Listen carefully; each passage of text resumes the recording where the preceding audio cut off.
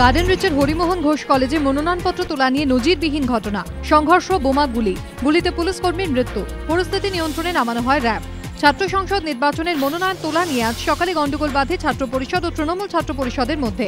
অভিযোগ, তখনই 4 রাউন্ড গুলি চলে। গুলিবিদ্ধ হন কলকাতা পুলিশের স্পেশাল ব্রাঞ্চের এসআই তাপস চৌধুরী। আশঙ্কাজনক অবস্থায় সিএমআরআই হাসপাতালে নিয়ে যাওয়া হলে তার মৃত্যু হয়। গুলিবিদ্ধ হন তাহের হোসেন নামে এক যুবকও। তিনি হাসপাতালে ভর্তি। ঘটনা প্রসঙ্গে স্বরাষ্ট্র সচিব জানিয়েছেন, এখনই কিছু বলবো না, বলার থাকলে পরে বলবো। ঘটনাস্থলে যান স্থানীয় বিধায়ক তথা পুরমন্ত্রী ফিরহাদ হাকিম। তিনি ঘটনার জন্য কংগ্রেস ও সিপিএমকে দায়ী করেন। ঘটনার তদন্ত হওয়ার আগেই তিনি জানিয়ে দেন, গুলি চালিয়েছে কংগ্রেস আশ্রিত দুষ্কৃতী মোক্তার। কিন্তু এ বিষয়ে পুলিশ অবশ্য সুনির্দিষ্টভাবে কিছু জানাতে অস্বীকার করেছে। ডিসি পোর্ট বি সলমান নিশা কুমার বলেছেন, মনোনয়ন জমা নিয়ে সিপি ও টিএমসিপির মধ্যে সংঘর্ষ বেঁধে যায়। প্রদেশ কংগ্রেস সভাপতি প্রদীপ ভট্টাচার্য ঘটনায় মোক্তারে জড়িয়ে থাকার অভিযোগ খারিজ করে দিয়েছেন। সিপিএম নেতা মোহাম্মদ সেলিম দাবি করেছেন, এই ঘটনায় তাঁদের দল জড়িত নয়।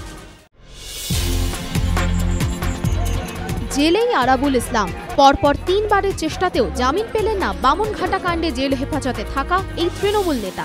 15 দিনের মধ্যে মঙ্গলবার তৃতীয় দফায় আলিপুর জেলা দায়রা আদালতে আরাবুলের জামিনের আবেদনের শুনানি হয়। অভিযোগকারী পক্ষের আইনজীবীরা জামিনের আবেদনের বিরোধিতা করে বলেন, হেফাজতের মেয়াদের প্রায় পুরো সময়টাই আরাবুল চিকিৎসাধীন অবস্থায় কাটিয়েছেন। এই মামলায় 13 জন অভিযুক্ত এখনও পলাতক। এর আগেও বিভিন্ন মামলায় অভিযুক্ত হয়েছেন আরাবুল। এর আগে 2 বার আদালত তাঁর জামিনের আবেদন নাকচ করেছে। যদিও আরাবুলের আইনজীবীরা তাঁর জামিনের আবেদনের পক্ষে জোর সওয়াল করেন। আদালতে তাঁরা বলেন, রাজনৈতিক উদ্দেশ্যে মিথ্যে মামলায় ফাঁসানো হয়েছে আরাবুলকে। পুলিশের পক্ষ থেকে বাধা না দেওয়া হলেও শেষ পর্যন্ত আরাবুলের জামিনের আবেদন নাকচ করে দেন বিচারক। দ্বিতীয় দফার জেল হেফাজত থেকে বুধবার ফের বারুইপুর আদালতে তোলা হবে আরাবুলকে। পূর্ণলাভে গিয়ে মর্মান্তিক পরিণতি। 9 ফেব্রুয়ারি শ্রী মায়া রায়কে সঙ্গে করে হাওড়া দিল্লি তুফান এক্সপ্রেসে চড়ে এলাহাবাদ রওনা দেন নৈহাটির বাসিন্দা গোবিন্দ রায়। আর 3 দিন পর নৈহাটির বিজয়নগরের বাড়িতে এসে পৌঁছল তার মৃত্যু সংবাদ। বাড়ির লোকেরা জানিয়েছেন, তাদের কাছে খবর পৌঁছেছে রবিবার রাতে এলাহাবাদ স্টেশনে হুড়োহুড়ির মধ্যে স্ত্রীকে বাঁচাতে গিয়ে পড়ে যান গোবিন্দ রায়। এরপরই পদপিষ্ট হয়ে মৃত্যু হয় তার।